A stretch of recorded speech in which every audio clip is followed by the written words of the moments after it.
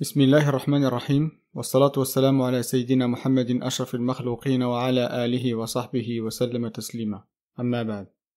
Bonjour et bienvenue dans cette nouvelle vidéo consacrée au sujet du Dajjal, le faux Messie. Avant de commencer cette vidéo, j'aimerais éclaircir un point. La croyance et la foi musulmane est basée sur 6 piliers, coraniquement 5, qui sont croire en Allah Azza wa Jal, en ses anges, en ses livres, en ses prophètes et le jour dernier. Et le 6e est rapporté dans les hadiths, croire au destin. Donc, croire ou pas en Dajjal ne fait de vous ni plus ni moins croyants. Donc, les commentaires mécréants ou égarés ou autres sont hors sujet. L'objectif premier de cette vidéo est de faire une critique raisonnée et objective de cette croyance sous la lumière du Coran et des hadiths. Que nous dit le Coran? Eh bien, justement, rien. Le sujet du Dajjal est introuvable dans le Coran. Cherchez de Alif Lam Mim de Al-Baqarah jusqu'à Al-Nas, pas un seul mot à ce sujet. N'est-il pas bizarre et troublant que la plus grande fitna qui menace la foi de millions de gens ne soit pas mentionnée dans un livre qui se veut Hudan lil Alamin, guidance. Je ne vais pas rentrer dans les détails dans cette vidéo, je vais simplement vous donner des indices et des pistes qui vous permettront de faire des recherches et compléter votre compréhension. Le Saint-Coran a cité toute source de fitna, afin de nous alerter et de nous prévenir. La première est celle du shaitan. Le Coran l'a cité à maintes reprises en nous incitant à éviter de suivre ses pas. Le Coran le décrit comme notre principal et éternel ennemi, et malgré cela, le Coran nous rassure en disant que Iblis, la'natullahi alayh, n'a aucun contrôle ni pouvoir sur nous, sauf insufflation et embellir les interdits. Puis, le Coran nous a prévenus de notre propre nafs, esprit, qui a tendance à suivre les désirs. Puis, le Coran nous a même prévenus d'un ennemi beaucoup plus petit, qui est nos enfants et nos conjoints, qui peuvent, dans certaines situations, nous pousser vers le péché. Je ne citerai ni versets, ni hadiths, je vous laisse le soin de les consulter. Alors, d'où nous vient ce Dajjal? Le Dajjal est cité dans les hadiths. J'ai fait une vidéo sur comment sont nés les hadiths, je vous conseille de la regarder. Citons certains pouvoirs du Dajjal depuis les hadiths. Cette liste est non exhaustive. Et là, en sa possession, un paradis et un enfer, à sa droite et à sa gauche. Et là, la capacité de couper les gens en 2 morceaux éloignés, puis les ressusciter. Il peut ressusciter vos parents pour vous convaincre qu'il est Dieu, wala yadu billah. Il récompense ses suiveurs par la pluie et l'abondance de biens, et châtie ceux qui le rejettent par la sécheresse et la pauvreté.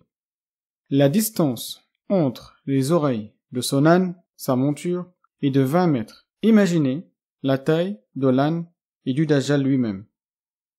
Comment le Coran, qui a mentionné jusqu'à la petite fitna, aurait pu omettre de citer la plus grande et dangereuse fitna qui puisse exister? Et pourquoi une seule génération des humains aura à affronter cette terrible fitna insurmontable? Où est la justice divine?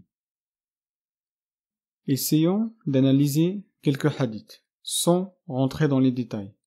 Commençons par hadith al-Jassasa, cité dans l'authentique de Muslim, qui est digne d'un mythe, je vous conseille de le lire.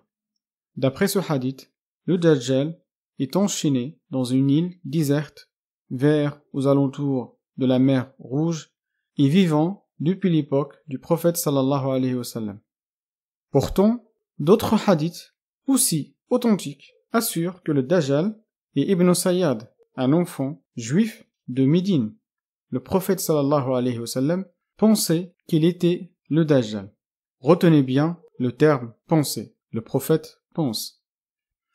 Quant à la description du Dajjal, depuis les hadiths authentiques, un coup, c'est l'œil droit qui est défectueux, un coup, c'est l'œil gauche. Un coup, il est borgne, un coup, il a 2 yeux. Mais un est éteint, un coup, un œil est plat, un autre coup, non, il est creux, un coup, il sort de son orbite. Donc, d'après les hadiths, nous ne savons pas qui l'œil, ni la nature de l'handicap. Un coup, il est grand, un coup, il est petit, un coup, il est jeune, un autre, il est vieux. Un autre hadith, avec différentes versions, nous assure que le Dajjal sortira au moment de la conquête de Constantinople, Istanbul, par les musulmans.